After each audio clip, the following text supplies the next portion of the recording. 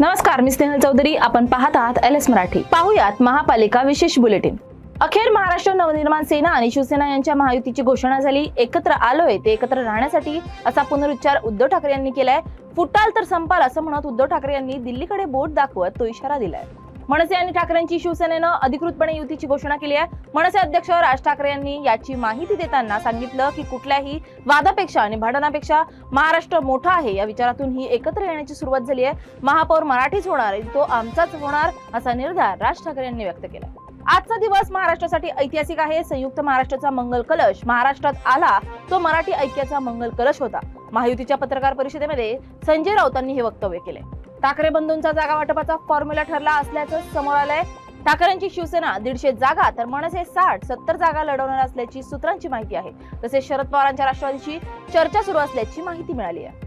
मुंबईचा महापौर ठाकरे बंधू ठरवतील आणि तोच महापौर होणार असं वक्तव्य ठाकरेंच्या शिवसेनेचे नेते वरुण सरदेसाई यांनी केले. मुंबईमध्ये मुस्लिम व्यक्ती राहत असणार तर आम्ही त्याला मराठीच मानतो असंही सरदेसाईंनी स्पष्ट केलंय.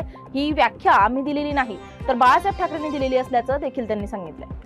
आगामी महापालिकांमध्ये निवडून येण्यासाठी सर्वच राजकीय पक्षांकडून वेगवेगळ्या युक्त्या वापरल्या जात आहेत. कोल्हापुरातील ठाकरे सेनेचे उमेदवार वैभव मांगले यांच्या समर्थकांनी शिवसेनेला विजय मिळावा यासाठी महिला कार्यकर्त्यांनी कोल्हापूरच्या अंबाबाईला साकडं घातलंय. अंबाबाईच्या कृपेने आपल्या नेत्याचा विजय होईल असा विश्वास या महिलांनी व्यक्त केलाय. सध्या हा राज्यभर चर्चेचा विषय ठरलाय.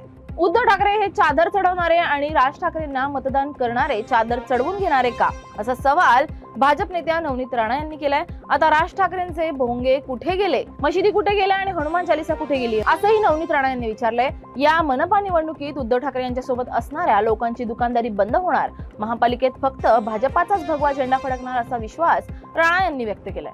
आगामी महानगरपालिका निवडणुकांच्या पार्श्वभूमीवर राजकीय हालचालींना वेग आलाय. ठाणे, कल्याण, डोंबिवलीसह मुंबई महानगर क्षेत्रातील महापालिकांसाठी महायुतीच्या जागा वाटपाचा फॉर्म्युला अखेर निश्चित झालाय. उपमुख्यमंत्री एकनाथ शिंदे आणि भाजप प्रदेशाध्यक्ष रवींद्र चव्हाण यांच्या तब्बल 5 तास चाललेल्या मॅरेथॉन चर्चेनंतर यावर शिक्कामोर्तब करण्यात आलाय. उपमुख्यमंत्री एकनाथ शिंदेंनी सर्व शिवसेनेच्या मंत्र्यांसोबत बैठक पार पडली आहे. या बैठकीत आगामी महानगरपालिका आणि जिल्हा परिषद निवडणुकींची रणनीती ठरवण्याबाबत खलबत झाली आहे. तसेच विविध विषयाबाबत धोरणात्मक चर्चा देखील झाली आहे.